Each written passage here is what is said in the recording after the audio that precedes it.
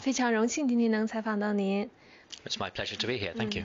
乐成国际学校是一家有着国际背景的学校，那可能儿童权利公约也是一种国际性质的公约。那乐成学校对儿童权利关注的多吗？ Yes, we're very concerned about children's rights, and actually the rights of the child permeate many aspects of what we do as a school, in fact all aspects of what we do as a school. For instance, I think there are two main areas where we consider the rights of the child. One area is the way we look after the children, we take care of them, and the other one is the way in which we educate them. We are very explicit as to what the rights of the child are, and we ensure that the children are afforded those rights and that the teachers and the other adults in the school respect them. The rights of the child we've articulated in a document. In fact, the student and the parent signs those, and the rights are coupled with responsibilities, because we think that children not only have rights but they also have responsibilities for others.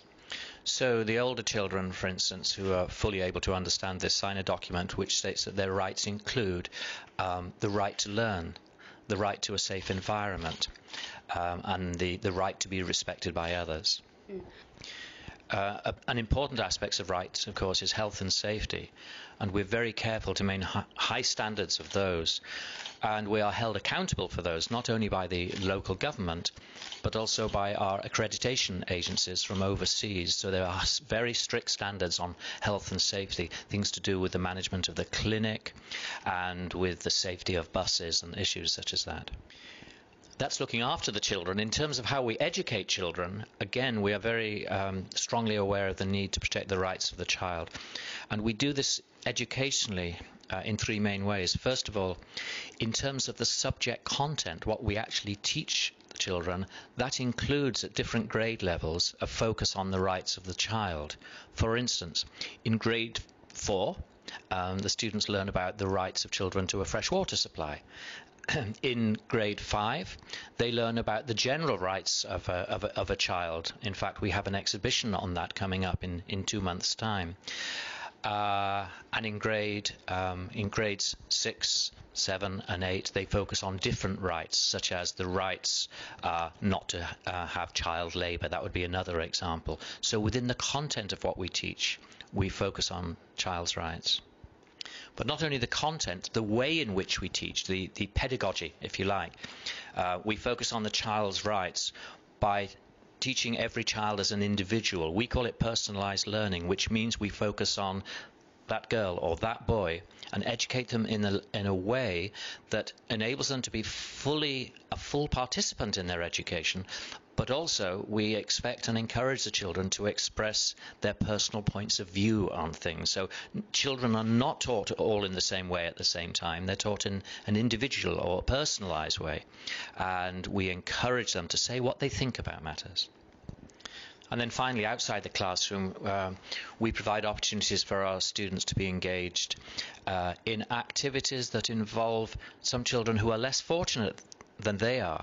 For instance, some of our children work with the Migrant Children's Foundation, and others may work at a local orphanage. So our children are exposed to those who do not come from such a privileged background as they do.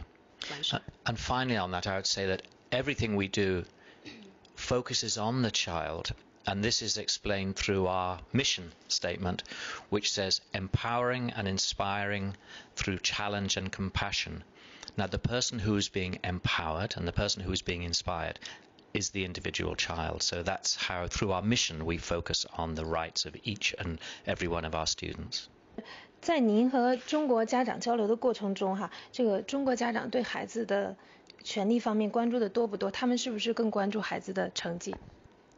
It's a little bit more complicated than that, because a high academic achievement, in my view, as an educator, is a right of a child. I think the child is entitled to a rigorous education. So I think the argument is a little bit more subtle than that, perhaps. But I would say two things in answer to this. I would say that some of our Chinese parents, but also parents from other countries as well, have an expectation of academic rigor, which is something different from what we hold as a school. Briefly, the difference is the difference between long hours of hard, repetitive work and high quality of thinking. The latter is the school's definition of rigor. And secondly, I would say another difference might be that many Chinese parents and parents from other countries as well want their children to be engaged in learning activities much of the time, including the evenings, for instance, language lessons or math lessons or whatever it might be. As educators at our school, we feel that a child is entitled and actually needs leisure time. Children need time to play, to explore the environment for themselves, and they also, in my view, have a right to downtime when they are not feeling under stress. But the important thing to remember that the Chinese parents and the school share the same common purpose, and that is the best possible education for their children. So the goal is the same. We sometimes have to talk to with each other about the way in which we achieve the goal. 那儿童权利可能对这个中国人来说是一个舶来的概念啊。中国有一些传统的观念，比如说子女要听父母的话，那学生要听老师的话。那咱们学校可能面对这个冲突的时候，怎么样做到中国的传统观念和这个权利平等的观念这样一个调和？ Again, it's all to do with the common purpose, and the word submissive I would not subscribe to. I don't think any human being, whatever their age, should be submissive to another human being. The word I would use would be respectful. So, for instance, in our school, we expect children to be respectful, and we hold them responsible for that. We hold children responsible, and we hold them accountable for their behaviour, and they have to be respectful. But let's take a lesson, for instance, a lesson situation, and there are cultural differences here. So we expect our students to ask questions. Now this means that sometimes a teacher may be challenged on something that he or she has said. So the teacher may have made a comment about the history of China, or maybe a mathematical problem, or whatever it might be.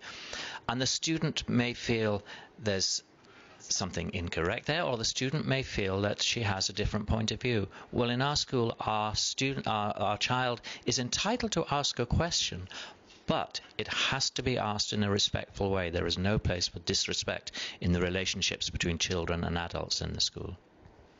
But if children are to learn to the best of their ability, and if we want them to grow their intelligence and achieve at the highest possible level, they have to be free and encouraged to explore, to inquire, to ask questions of each other, or using technology, asking the teacher. And so we encourage this, but at the same time we work closely on human relationships to make sure that we do not cause offence to others and that we are properly respectful of adults and friends. But it may be worth summarising it this way. Our parents come from different cultures, and they may have different expectations than those of us who come from other cultures. What's important, though, is the culture of the school. So we spend time developing the culture of the school so that everyone knows what the expectations are in the school. So whether you come from China or Korea or Australia or America or England, wherever it might be, you come to understand the culture of school and how to be successful in our school. But this is a very interesting question, though, and it's a very fine balance, and it's one of the great joys of working in international schools, especially this school, because we are a Chinese-founded school with an international curriculum, which means we bring together aspects of learning and culture from the East and from the West, and it's something we work hard to achieve harmony. 如果学生有违反纪律的行为，比如说大喊大闹呀，比如说这个没有完成作业啊，那咱们学校老师一般会采取什么样的方式解决？是会有一些惩罚措施，或者比如说开除吗，或者体罚吗？ Well, we have what is called due process in the school, which means that for any wrong action on the part of the child, there is a logical consequence.